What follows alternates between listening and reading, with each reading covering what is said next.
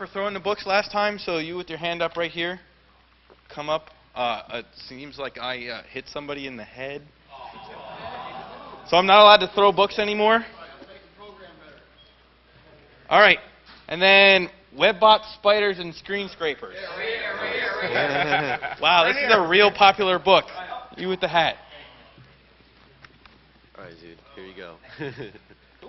All right, before we get started on the talk, we have Tom Brennan from OWASP Foundation. He's going to give a little introduction, and then we're going to go ahead straight into the talk as soon as they get their laptops up and running into PathX, Explosive Security Testing Tools with XPath. So first, Tom Brennan. Excellent. Good morning, good morning. So I'm Tom Brennan with OWASP, OWASP.org, Open Web Application Security Project. Just wanted to say a quick introduction for both Mon and Andres that they've been phenomenally supportive of the organization. Also, if you don't know, there is an OWASP conference coming up in New York. There's a call for papers out. So Layer 7 Web Application Security, we highly encourage you to submit a paper or a talk. So with that, laptop's working? Yeah, we can plug it in though. Okay. Plugged in? Yeah. Set it down. Thanks, Tom, and welcome. Let me see. Oops. Show you.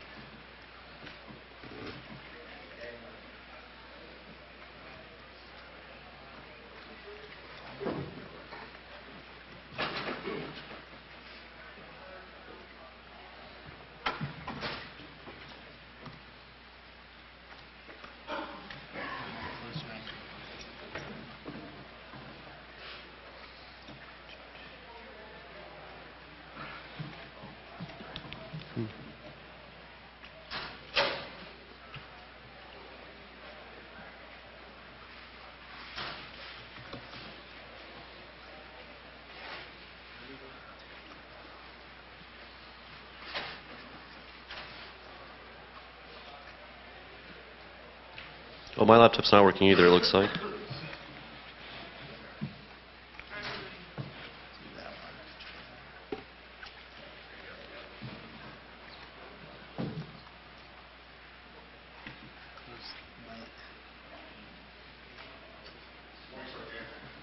Yeah, almost. Is that my screen or not? Oh, it's Andy Desk. You gotta slide it over. Hmm? Yeah, you gotta slide it over. Do it. Just hope it,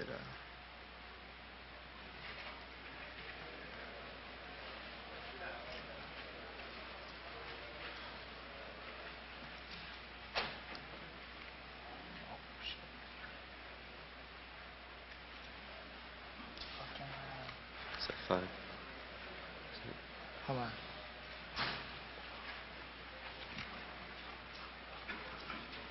the fuck am I on? This is retarded. That's weird.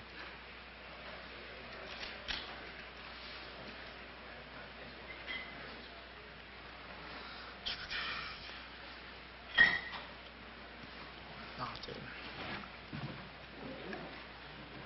Just move over and press the 5.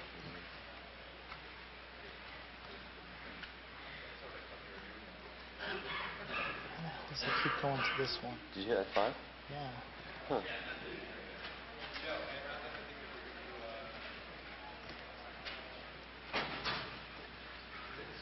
Fuck, yo.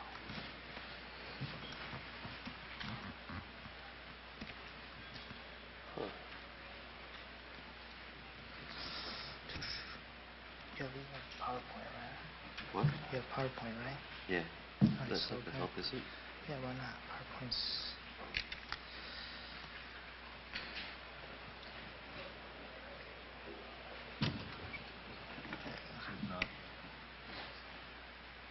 It's being stupid. Isn't there just a way to send it, like... Hold on. No. Stop. What? No, don't let me turn off the monitor. Oh, I don't know.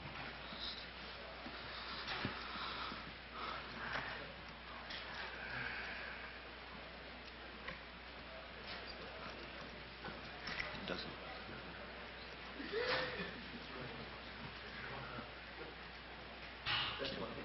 Alright. Okay. Well, thank you for waiting. Sorry about that, guys. Our talks about PathX, explosive security testing tools with XPath. Next slide.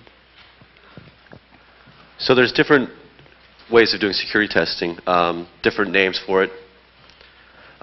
Some people call it hacking or penetration testing. Some people call it vulnerability assessment, vulnerability finding, vulnerability research, security research.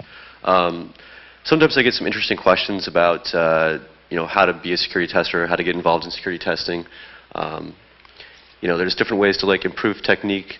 There's maybe false positives and false negatives, and people always ask me about those types of questions. How do you handle them? How do you deal with type 1, type 2 errors?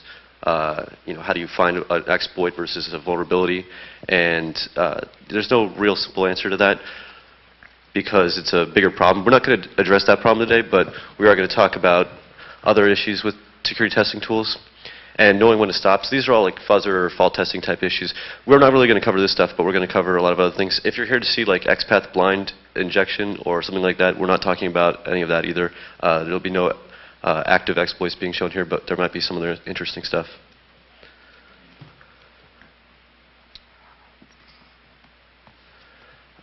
If you're going to get involved in computer security at all, I think that you should go to the MITRE website.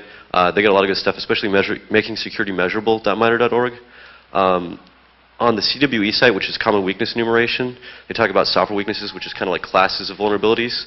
And they have one section there in the document section. It's called Introduction to Vulnerability Theory, and they try and get into the researcher's instinct, the way security professionals, especially good ones, think about how to solve, how to find vulnerabilities, how to solve security problems, et cetera, et cetera. Let me see. I got some notes here too.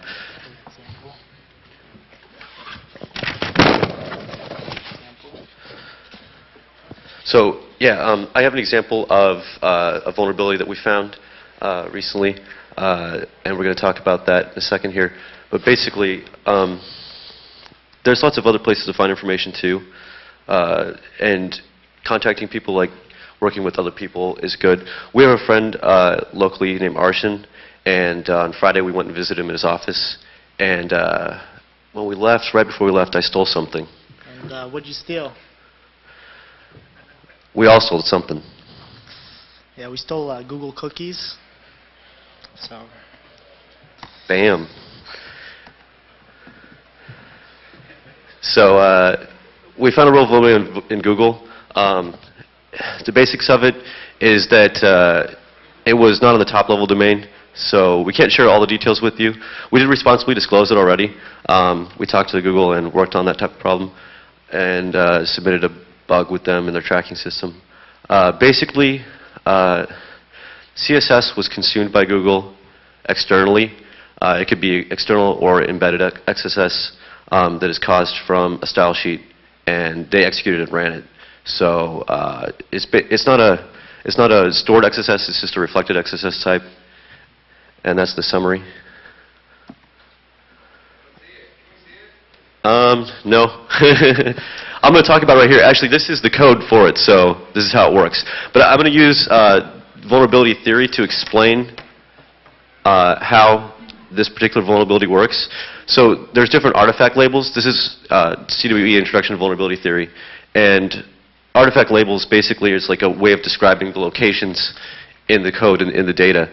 And there's 4 different points, like interaction points, crossover points, trigger points that they talk about. And then the end, like the actual payload, is the activation.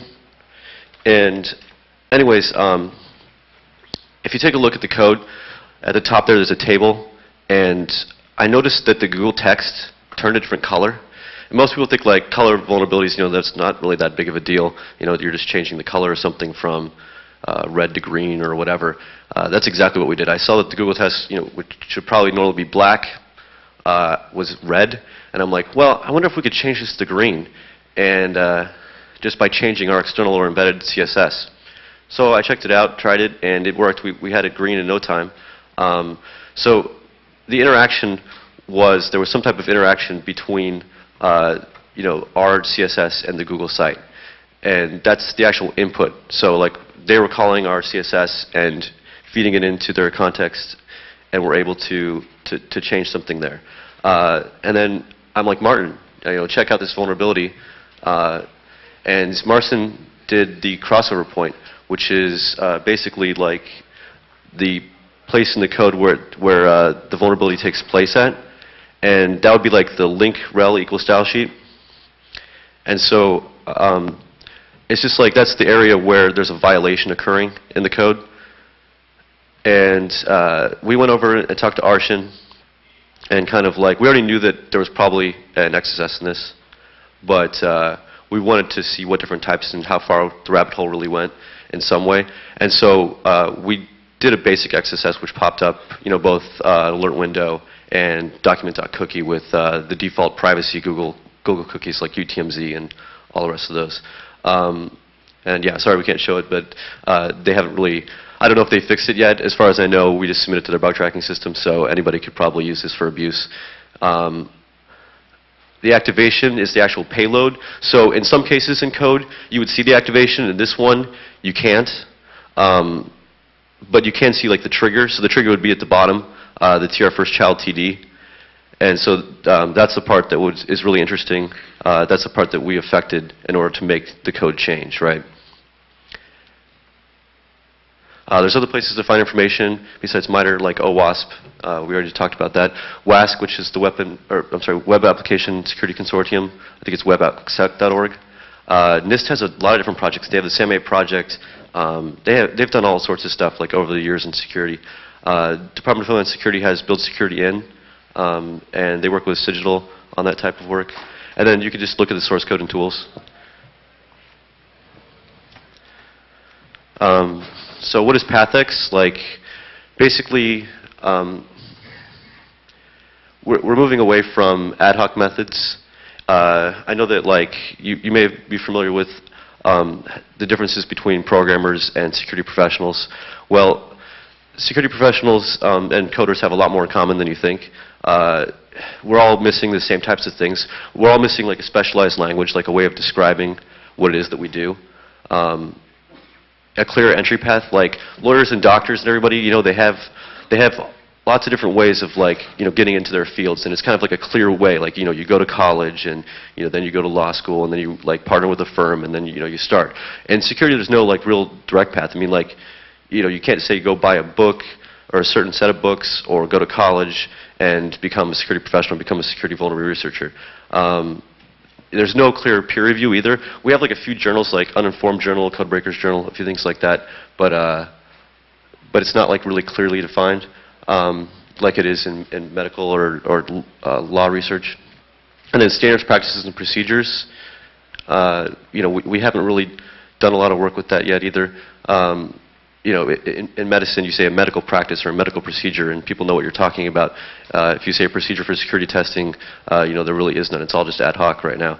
And there's the notion of cowboy coders, like, people who just, like, they're one-upping each other. Everybody's like, kind of just like wants to be the next big thing and surpass somebody else instead of share and help research. So that's a lot of the problems that we have.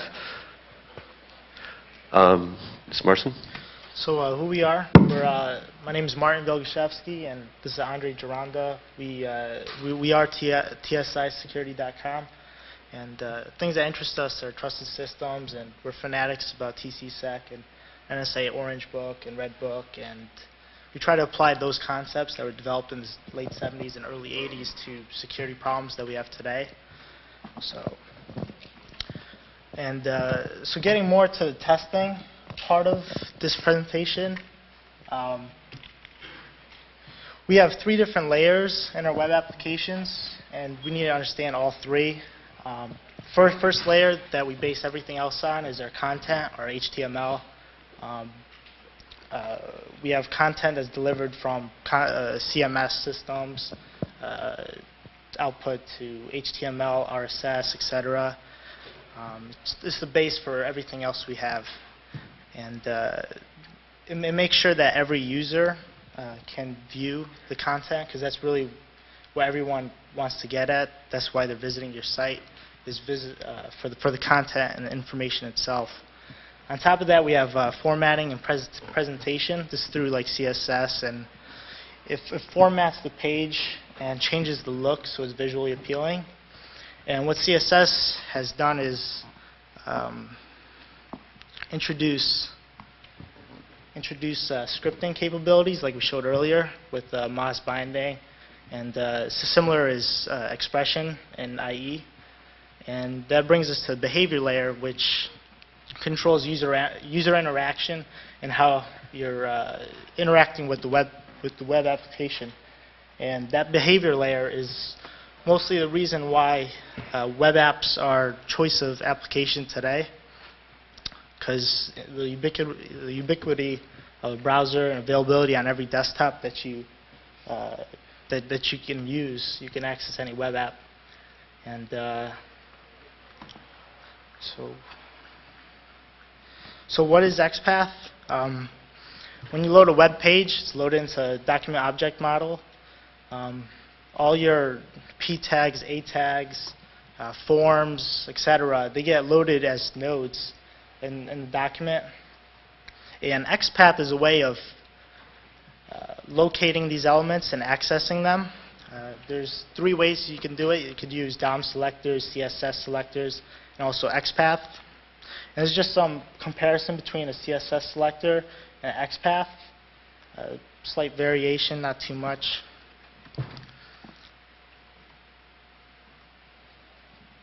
We get the common, some people commonly mistake XPath for regex.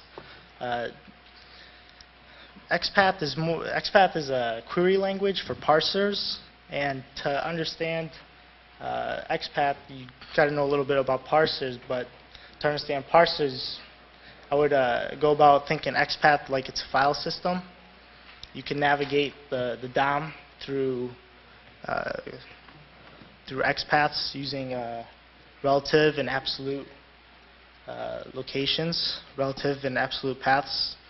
And there's a couple libraries you can use for parsing. Yeah, so like there's different libraries for different languages. libxml2 was one of the first XML parsers available that was really well done.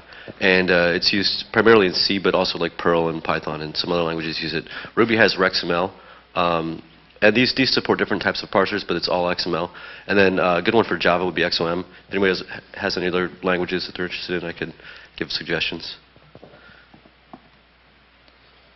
So this was just some, we're using XML-lint to browse document object model, or browse a web page using XPaths.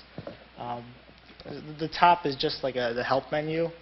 But at the bottom, we loaded google.com with XML-lint, and we could CD, like change directory, to a certain location in the DOM, and we could view it.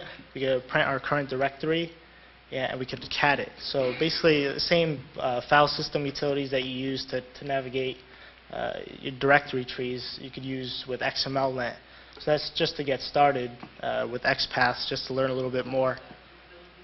XML-lint. XML-LINT.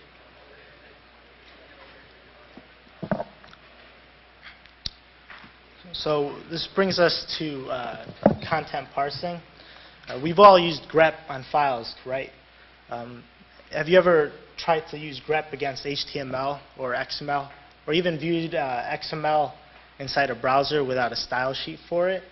It's not intuitive. It's hard to understand visually, and grep, you're only getting one line at a time. So what we need to do is parse it so we get the bigger picture. And there's several ways of doing that. There's document-based parsers and event-based parsers. Why isn't HTML grepable? Well, because you have an opening tag and a closing tag, and some of it's on different lines. It expands longer. So when you grep for something, it comes on just one line. There's ways of doing it, but it's a hack, So document-based parsers, they load the entire DOM. You're working with the entire document at a time, and you could do random queries against it.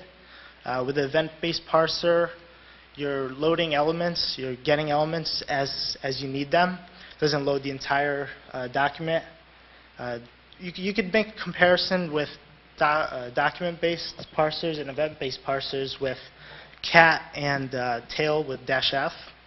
So when you cat a file, you print the entire contents to standard out, and you could work with it that way.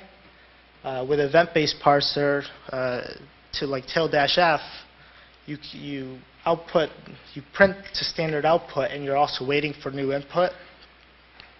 So one thing with event-based parsers to consider, though, is if you run into malformed content, you crash your parser. So we're going to have to clean up the markup and make sure that it validates. There's two event-based parsers out there, both push and pull types. The push type is typically SAX, and the pull type is usually just called a pull parser. There's like an implementation in Java called Stacks, which is a pull-based parser. Normally, like the libraries that we showed you support all three types, like a DOM tree-based style parser, and a push and a pull parser. So if you ever dealt with the malformed content, it's not really fun. There's a couple tools we can use to fix our markup, like HTML tidy. The user doesn't see broken markup because our browsers do a pretty good job of fixing that and abstracting that from the user so the web pages aren't broken. Probably IE would be the best example of that, but there's other libraries you can use. Sure. So there's lots of different libraries for fixing up markup, especially bad HTML markup. If you have valid HTML, that's great, but it's normally really difficult to do. Like, for example, on our website, we had completely valid XHTML on our machine, and it all worked fine. But then when we uploaded it to the server, it was no longer valid, and we can't figure out why. So you're still going to run into lots of situations where you need to have valid markup. And one of the libraries out there that's been known for a while is HTML tidy. It's a C library, but it has bindings for other languages, like even Ruby and Perl and Python and pretty much everything. There's other libraries that kind of encapsulate that concept with parsing, and so they'll do both at the same time. So you don't need an XML parser and a markup fixer separately. Two that I know of are Beautiful Soup and Rubyful Soup, but they're both kind of slow in comparison to other parsers. Some of the best parsers kind of trade off a little bit of efficiency and perfectness and correctness with more speed. Like Nico HTML is one of the best ones. That's what Anti-SAMA uses, and lots of other big projects use Nico HTML, which is mostly Java, but can be externalized from Groovy and other languages as well. Another popular Java one is Tag Soup, so those you should definitely know about. All right, so when we're dealing with malformed content, we need to deal with that before when we're using application drivers there, and that brings us to 3 different drivers we could use. There's protocol drivers. Sure, a lot of you have used curl.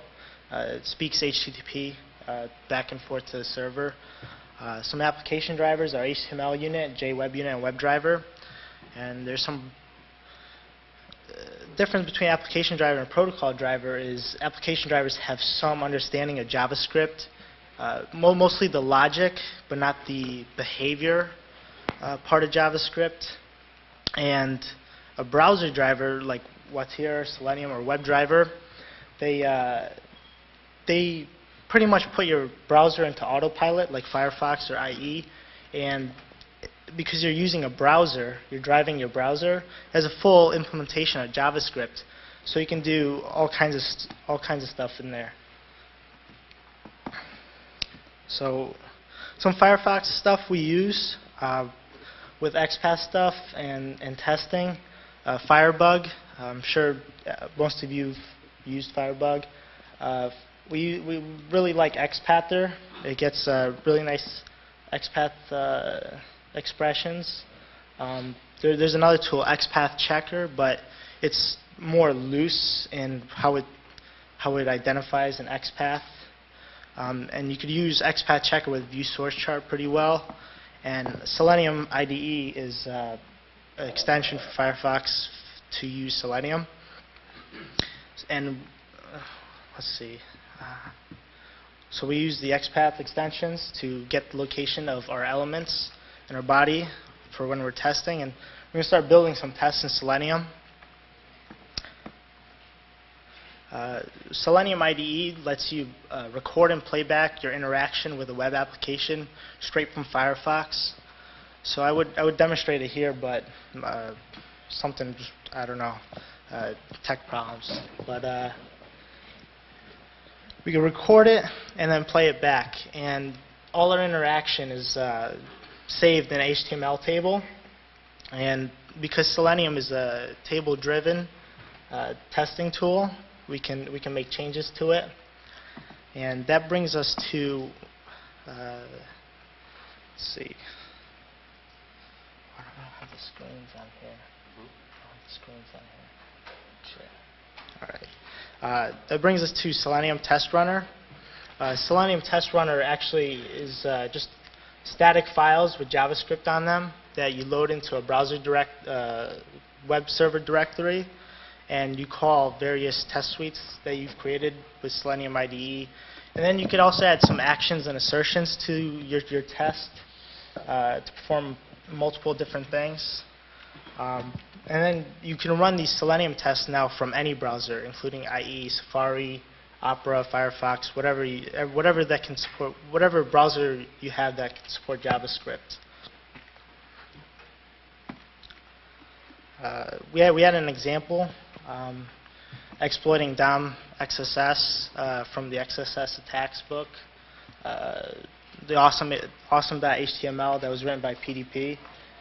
We did an example of bypassing the input validation with Selenium, setting a cookie in the DOM, and then verifying if the cookie exists, and then deleting the cookie afterwards. The only drawback to doing DOM-based event testing is you have to wait for the entire DOM to load. So your Selenium tests aren't running as fast as it would if you're just looking for the content to be returned. And you got to slow the test down a little bit for DOM-based stuff. I had a demo here, and sorry you guys can't show it unless you have Selenium. No. Excuse me? What's it? What's the question? No, so you can bypass it. Well, let's see.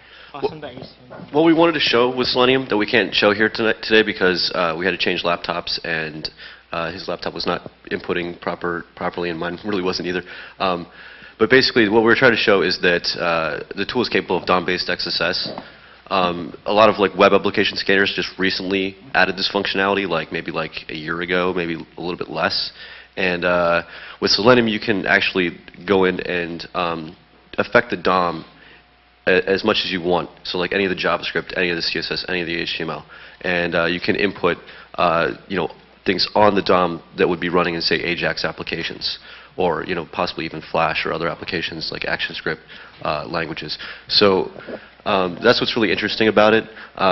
It's an open source tool. It's in the browser, and the exploit that we wanted to show is basically from the XSS attacks book. You could download Selenium yourself and probably try out that attack. Marcin figured it out in an afternoon, so it's really not that difficult. Yeah, it was client-side input validation. It was, what is it, PDP was pulling jQuery and just wrote some JavaScript to return back exact name. You input a name, it gets returned back from there. I was running all on localhost, so it's no server-side, but you can do server-side input validation with it. Yes, but WebScarab is only a protocol driver, so it doesn't have an application driver functionality, so it cannot affect the DOM. So I wish I could have showed you what the test looks like, but it was literally 44 lines of HTML table. Every event we tested was a single TR table row, and you have your action, what you're affecting, and an argument in table data cells. It's just a taste of what you can test for. What you really want to be doing is you want to be testing for illegal characters, so like less thans and greater thans. Make sure those aren't being returned to the client, and you want to check for those characters, and have them encoded, double encoded, triple encoded, etc. And basically validating input or checking to see if your input validation is working correctly. And you don't have to waste time with an XSS or SQL injection cheat sheet to do this kind of testing. There's no point in working around a blacklist filter or something. If the server will return a less than symbol or anything that's you can start building XSS on, you should assume that it's vulnerable and you should fix it. So that brings us to is taking these tests and integrating them throughout our entire secure SDLC and using them during a compilation and at our integration phases as part of AMP build tasks or whatever else. So anytime you compile the program, you just run through the test, make sure nothing gets outputted back that you want and that you don't want. And so here's like a Java example. Selenium will export your HTML test to Java, and that's what our test looked like. It's really simple. You could fire these off to developers. They could integrate it into their integration tests. And you can see the Selenium click where it has the XPath right there. So that's the XPath for the test. Yeah. And this is actually, hold on for a second before you change it, because this is the only thing we have from the test. So this is basically what we were going to show you, except in Java, right? So for those of you in the audience who can read Java, this might help a little bit more than even our demo. So yeah, what we're doing is opening the awesome HTML, and then we're going to delete whatever cookie was set before as part of our comprehensive test. And then we're just going to type into the name field, document.cookie equals name equals XSS, when it expires, what's its path, etc. And then we're going to do a click, and the click clicks in the XPath for the button that's labeled chat. You can do more specific XPaths, but this is just for simplicity to show. And then we verify that we received the cookie from that, and then we delete it. And it shows in Selenium, as you run it, which ones passed, which ones failed. So and anybody can do this with the tool itself, because it's like play, stop, etc. It's like running a debugger, really simple. And so the thing to take away, though, is developers can make this work. If you don't use Java, there's C#, there's Perl, PHP, Python, and Ruby you could export these tests to. So whatever your language you're developing in, you can run these tests against. And the best thing about using XPath is your tests are now portable. There's multiple open source software and commercial solutions that implement XPath. And we had Tom Strackner from Senzik. We wanted him to come here and show how the XPath implementation in Senzik Hailstorm works. But he was sick and couldn't make it. So everything's failed so far, but fail is good. Epic fail. So there's other ways of using XPath. We mentioned Selenium and WebDriver already, obviously, but there's other definitely cool ways that you have to check out. Other places in the lifecycle that you can do it in that XPath can help. Maybe you can't use the same exact expressions, but that's kind of like the ultimate goal. In the case of like PMD, which is the project mess detector, it's like an inspection engine, so it's kind of like a static source code analyzer, but it really is just a static checker like LINQ, or like lint, not like XML lint, like the actual lint in C. So PMD is like lint for Java. There's a JS lint and other ones, but PMD is probably the best and well known, and it does support customization with XPath. And there are people who have written security checking tools for PMD, which is an open source tool. Runs at the command line, so you could run it as part of like an ant task. And it also runs in IDE. So if you're in Eclipse and you want to inspect your code while you're actually typing it, it'll let you know right away that you've made a mistake. And that's a great tool for finding certain vulnerabilities like SQL injection. And there's some wrappers for that. We talk about it on our website, and I think it's GDS Security.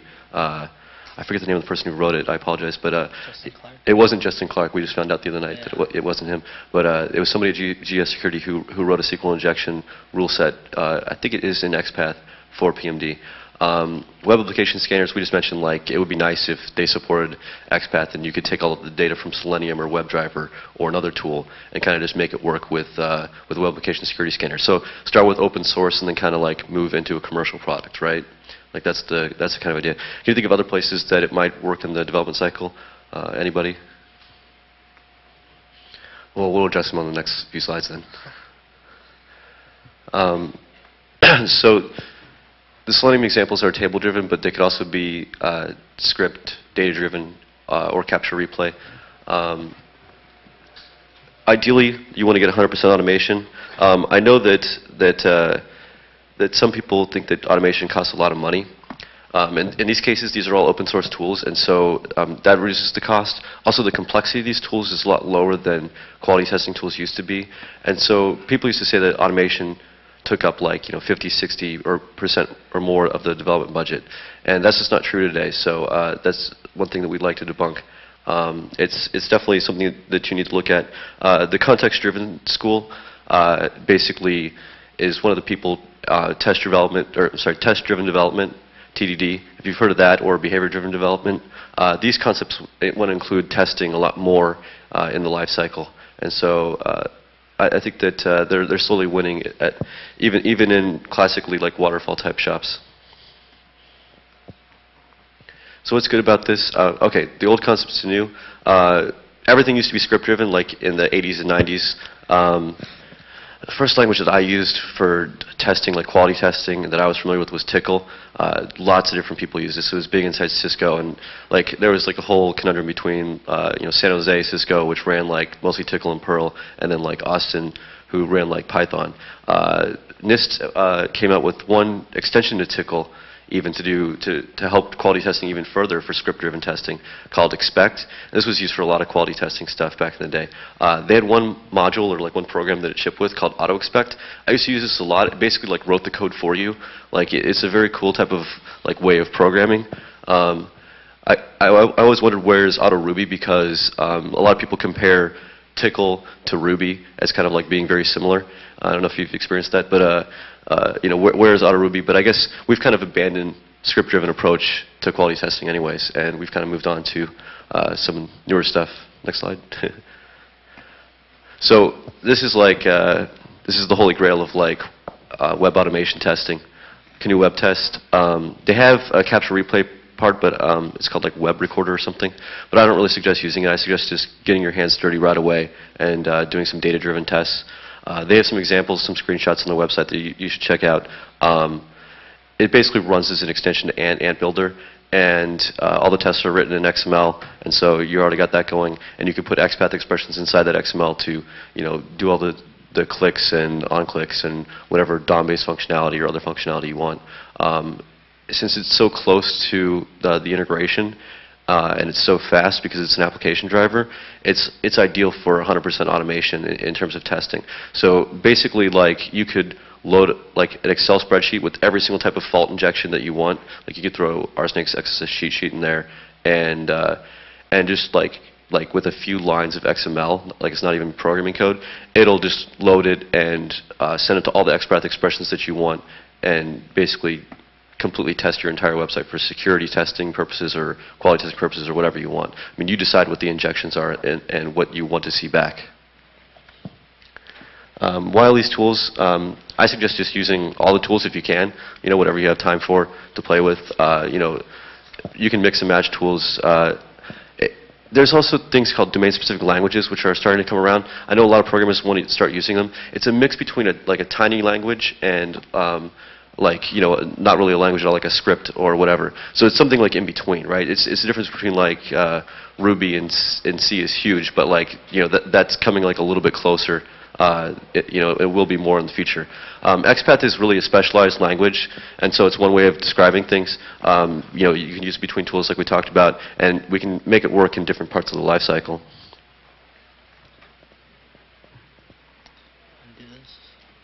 So let's see, Ryan Gerard and Ramya of Symantec had introduced the concept of test reputation-based systems or vulnerability reputation-based systems.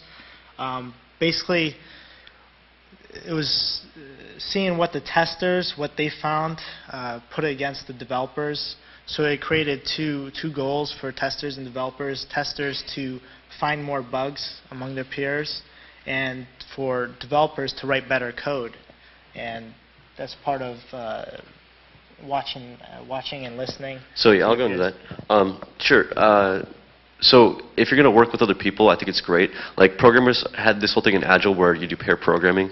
It didn't really work out that well, and some people still do it, but it's not really that popular. But pair testing is more popular, especially when you're testing for like web application security vulnerabilities, or even just any type of software pen testing. Period. You know, at runtime, working with another person is good. So you know, collaborating and watching what they're doing and listening to what they're doing. There's something called the Think Aloud protocol, where you just say, what you're testing, and just like, make it well known that you're actually doing something, and talking about, what you see and what you're experiencing. That's a good way of doing this. Then there's also recording. So like we talked about capture replay, which is kind of like recording, but I'm thinking more in terms of like taking a video of like what you're doing and putting it on YouTube, or like integrating with someone with Stickam. Like you got something watching your monitor and they got something watching theirs, and you can see each other's monitors. Like Screen used to have this functionality. You can like share screens in all sorts of different ways. I think VNC supports it. So doing that sort of thing, and then like recording like what you're saying as well. So like it could be useful in a podcast later. Imagine like doing like testing, security testing like in a podcast type format. I think that would be interesting. And then, so we already talked about script, data driven, and table type testing. You want to measure all these and kind of like get the reputation. See what the metrics are and how you compare to everybody else, and kind of like increasingly get better and kind of like learn from your friends, learn from your coworkers on how to do better security testing. Another way that's really interesting that I found out about recently is called exploratory testing. I actually heard about it before, but I hadn't really explored it that much in depth. But it's really interesting. Most waterfall type models have all these test cases, and they're really heavy from like the requirement side. And you design all these tests way beforehand, and a lot of times they miss security. So a good way to integrate security into the SDLC late in the process, especially, is to use exploratory testing, which has like a test charter. And the idea is you're writing the tests as you're actually doing the work. So you're basically like hacking the websites, like using the injections, using these types of testing tools, and using your brain to figure out what you want to attack. But at the same time, you're kind of like learning about the application and how it works, and writing down ideas of like how to just test other things. This works especially well with like MITRE's KPEC, where you have like attack paths, and so you can change your attack paths based on what you see in the application, while you're testing it. And so if we measured all these things, if we measured testers and we measured our test cases, we could probably determine what are better tests to do, and better people to use for certain types of tests. So I guess in order to increase the coverage of your testing and your test results, I came across this new concept called combinatorial explosions. It's actually probably been around for a while, but I think there were books about it in maybe as early as 2003. The basic idea, and I think that every single security person probably gets this and has experienced this. And so I know Gary McGraw talks about it in his book, Exploiting Online Games. He calls it combinatorics. And basically, if you induce lag in an application like WoW, you can probably like duplicate items. There's this website www.wow-dupe.com where you can go and see how to duplicate items. This works especially well in web applications too. That's what's funny. Like you could basically cause synchronization issues to where you're overloading the application, but at the same time you're checking to see if there's a race condition like time of check, time of use. You could test for deadlocking, live locking conditions. There's a particular testing technique that quality testers use called pairwise, and it includes two basic things. I don't want to dig too deep in them because some of it's math related, but orthogonal arrays and all pairs tables with tester's choice. And so when you combine exploratory testing in the process, all pairs takes like a table, rows and columns, and some of those fields are like question mark, and so you can fill it in like decide which type of test result you want for that, and as you're going along, so you could change that. And yeah, that's really going to help. I think like people talk about fuzzers or fault injectors, and I think Larry Sudo did a paper where like 30% of applications were covered by typical web application security scanners. And fuzzers have the same type of results. In fact, like most automated testing only gets about 30% coverage of an application. And so like 100% coverage is ideal, but you're probably never really likely going to get there. You should check out Charlie Miller's work on fuzzing and code coverage. But what's interesting about all pairs and orthogonal arrays is that it can increase the coverage by maybe twice that, maybe 60, 70%. So you're getting a lot closer to maximizing the amount of tested inputs and detail in your applications. So this is where we're going to kind of go through the life cycle. I'm going to go through it backwards because typically when you talk about a secure SDLC, you got the steps forward. But typically, I think that we always work from the outside and not from the inside because we're security professionals. We're not developers, and we have to really work from the outside in. A lot of it is reverse engineering. A lot of what we do, we don't have access to the source code. We're not the ones developing it. So I'm just going to go through kind of the phases of the life cycle in terms of what quality testers usually do. But just keep in mind that I'm not doing this in the right order. Normally what we start with is operations testing or maintenance testing. It's kind of like after the product's already been released. And fuzzing with code coverage is great. Like I said, check out Charlie Miller's stuff on that. Web application security scanners, that's all runtime outside of the application, etc. A lot of financial companies, Gary Avron talked about this at 23CCC. They fuzz before purchase, and so before they purchase an application or before they decide on using an SASS product or whatever, they're going to fuzz test it or run a web application security scanner against it or whatnot. Then there's acceptance testing, which is usually user based, but from a security perspective, you don't really want to involve the users quite yet. But Selenium is a good approach to that. I like that approach a lot. There's some tools that will help you with this that some vendors have released, like HP, DevInspect, IBM AppScan DE, as well as a few others. I think CompuWare has a bounds checker and security checker tools, which will kind of work at the acceptance testing layer. So this would be for people who want to fuzz their code or fault inject their code before they actually release it. And so, while security professionals are going to do that stuff, there's other things that developers can do or that you can help developers do. I'd like to see a lot of those types of tests translated into these types of tests. But the idea is that during integration testing, when you're actually building the code, so a lot of companies have a nightly build or weekly build process where they build the code and make sure it actually still compiles and works and functions all together. And even if it's not a compilable language, they just want to make sure it works with the database and with the internet. Maybe it's a staged environment. Maybe it's some type of QA environment. I think the web test is probably one of the better tools that works in this type of area. So it's tightly integrated with the actual build itself. This is a kind of a gray area, the next one, component testing. Not too many people know about it. Many people still call it just unit testing. But the idea is that you can work with just one component of the application. So if you make it really simple, you have an internet side, like a web server side, and then a database server side of a web application. You could mock up or use a virtual mock, which is just a fake or a stub. That's what they normally call, basically trying to make the component appear appear available without actually having a full environment to test. And some of these tools are run as integration type tools, but it's kind of a whole system integration test would involve testing everything, where some integration tests are also component tests.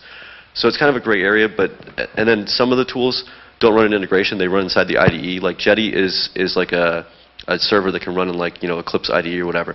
There's a Selenium server, this is an interesting project that I just found out about too, which runs on Jetty. And some of the other component testing types, most of these for Java, like Testair and Apache Cactus are both Java, but the Monorails project also supports this.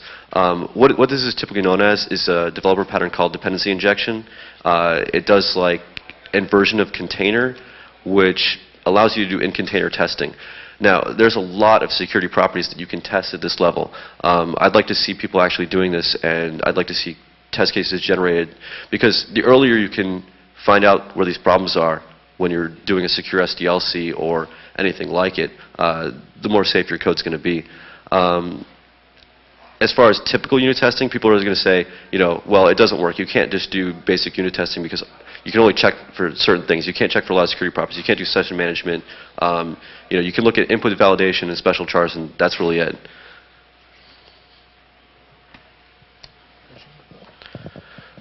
Okay, yeah. Conclusion basically is that security testing should take place in every phase of the life cycle.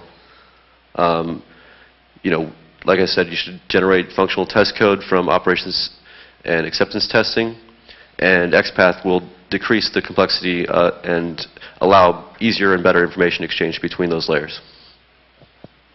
So if you think these, what we presented is like too academic, or it's never going to happen in your dev shop or whatever, I'd like to hear some opinions, what you think, and any other ways of doing it. And the best thing is XPath, decreases the complexity of going from one testing tool to another and sharing information. So. Well, thank you very much. We'll take questions. Anyone? Sure. So when you're using XPath and Selenium test, and it's driving the browser, isn't it going to be affected by all that client-side validation there? So maybe like you press the button and it's on click to the validation. How do you get past that? You're really testing that. You're not testing server-side validation, right? Correct. Well, that's the whole point of testing with DOM-based XSS, right? That was our example. All of the DOM is on the client side. Canoe Web Test is probably better for testing input validation on the server side. So you're bypassing the client validation, rewriting the DOM so it doesn't exist. Correct. Yeah.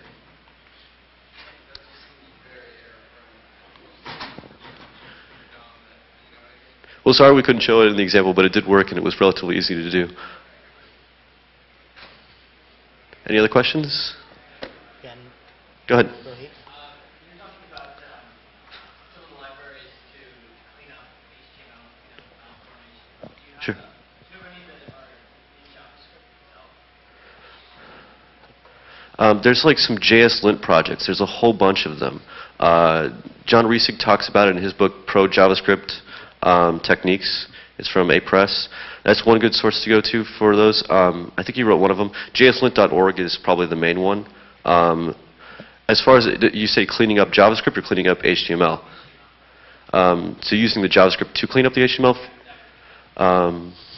Good question. I'll have to look into that. Do you know of one or no?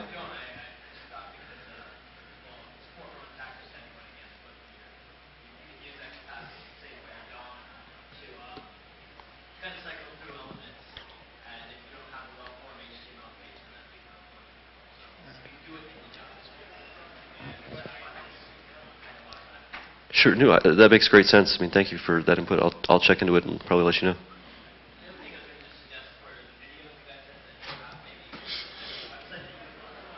We will post it on our website, like any of the demos and everything. We have a Swift file even with it, so it's something we should have easily been able to show, but since we had to switch laptops and had so many problems with the screen, we weren't able to show it. So yeah, it'll be available on www.tssci-security.com. Anything else? Questions? All right, well, thank you. Thanks, guys.